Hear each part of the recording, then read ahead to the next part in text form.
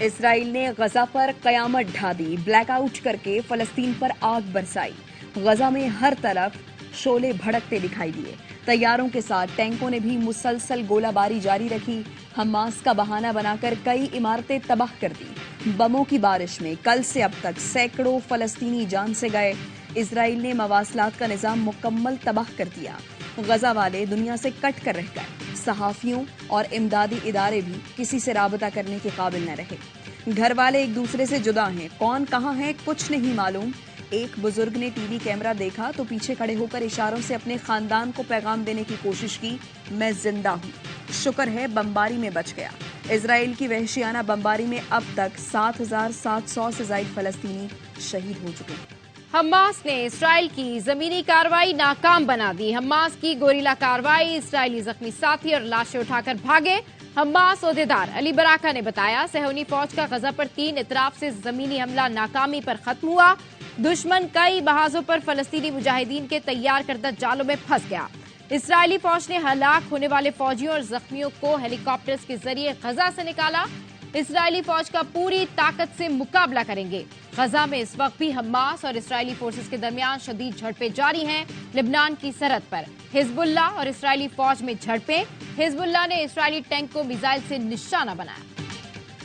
اسرائیل نے ہزاروں فلسطینی ماؤں کی گودیں اجاڑ دی ہیں۔ غزہ میں ماؤں کا گریا دل دہلا رہا ہے۔ چلتی پھرتی جنتیں کفن میں لپٹے لاشیں اٹھائے غم زدہ ہیں۔ بچے اور جوان ماؤں کے سامنے دم توڑ رہے ہیں۔ خدا صبر نہ دے تو ان کا کلیجہ غم سے پھٹ جائے۔ امریکی مخالفت کے باوجود جنگ بندی کی قرارداد منظور۔ اقوام متحدہ کی جنرل اسمبلی میں اردن کی قرارداد بھاری اکثریت سے منظور کر لی گئی۔ قرارداد کے حق میں 120 ووٹ آئے۔ امریکہ سمیت 14 ارکان نے مخالفت کی۔ کینیڈا، جرمنی اور برطانیہ سمیت 45 رکن ملکوں نے ووٹنگ میں حصہ نہیں لیا۔ اقوام متحدہ کے سیکرٹری جنرل کا پھر غزہ میں فوری جنگ بندی اور یرغمالیوں کی غیر مشروط رہائی کا مطالبہ کیا۔ اینٹونیو گوتریس کہتے ہیں غزہ میں 20 لاکھ انسانوں کو تباہی کا سامنا ہے۔ سب اپنی ذمہ داریاں ادا کریں ورنہ تاریخ ہم سب کا فیصلہ کرے گی۔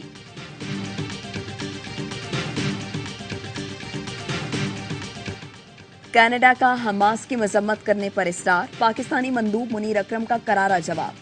جنرل اسمبلی سے خطاب میں کہا یہ سب اسرائیل نے شروع کیا۔ حماس کی مذمت کرنے کا کہا جا رہا ہے۔ اسرائیل کا نام کیوں نہیں لیا جاتا جس نے ہزاروں افراد شہید کر ڈالے؟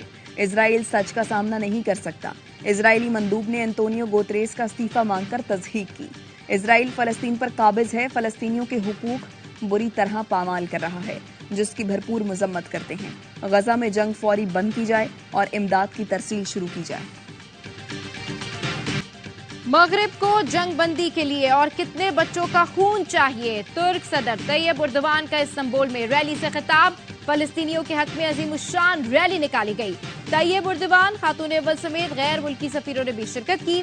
لندن میں بھی بڑا احتجاج، 1 لاکھ سے زائد افراد کی شرکت۔ مظاہرین نے غزہ میں فوری جنگ بندی کے لیے نعرے لگائے۔ جکارتا اور کوالالمپور میں بھی بڑا احتجاجی مظاہرہ ہوا۔ لاکھوں افراد اسرائیلی مظالم کے خلاف سڑکوں پر نکلے۔ اسلام آباد پولیس کا غزہ مارچ کے کیمپ پر دھاوا۔ جماعت اسلامی کو اسلام آباد میں مارچ کی اجازت نہ دی۔ سرینا چوک پر جماعت اسلامی کا احتجاجی کیمپ اکھاڑ دیا۔ لاٹھی چارج اور آنسو گیس کی شیلنگ۔ جماعت اسلامی کی متعدد رہنما اور کارکنوں کو گرفتار کر لیا۔ مشتعل مظاہرین کا پولیس پر پتھراؤ، علاقہ میدان جنگ بنا رہا۔ اسلام آباد پولیس کا کہنا ہے دفعہ 144 میں کسی جلسے جلوس کی اجازت نہیں۔ جماعت اسلامی نے اسلام آباد میں کل غزہ مارچ کا اعلان کر رکھا ہے۔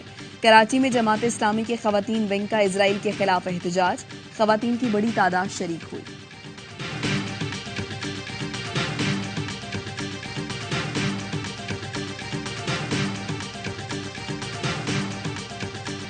کل غزہ مارچ ہوگا اور ہر صورت ہوگا۔ اسلام آباد انتظامیہ شاہ سے زیادہ شاہ کی وفادار نہ بنے۔ امیر جماعت اسلامی سراج الحق کی پریس کانفرنس، کہا اسلام آباد میں پارٹی قیادت نے انتظامیہ سے جلسے کی بات کی تھی۔ امریکی سفارت خانے کا نام لینے پر انہیں تکلیف ہوئی اور ہمارے لوگوں کو گرفتار کر لیا۔ ہم جماعت اسلامی اسلام آباد کے امیر کی رہائی کا مطالبہ نہیں کرتے۔ نماز ظہر کے بعد پرامن احتجاج کریں گے۔ خواتین اور بچے بھی آئیں گے۔ بھارت کی بھونڈی سازش بے نقاب، ایک اور فالس فلیگ آپریشن بری طرح ناکام۔ वादी नीलम के 5 नौजवान जड़ी बूटी की तलाश में 2 दिन पहले घर से निकले और वापस न लौटे। 2 दिन के बाद रॉ से जुड़े भारतीय सोशल मीडिया अकाउंट्स ने झूठा प्रोपेगेंडा शुरू कर दिया। 5 नाम नेहा दहशतगर्दों को मारने का ढोंग रचाया। भारत की मक्कारी और सिफारतकारी देखते हुए कहा जा सकता है कि नौजवानों को शायद मार दिया गया हो।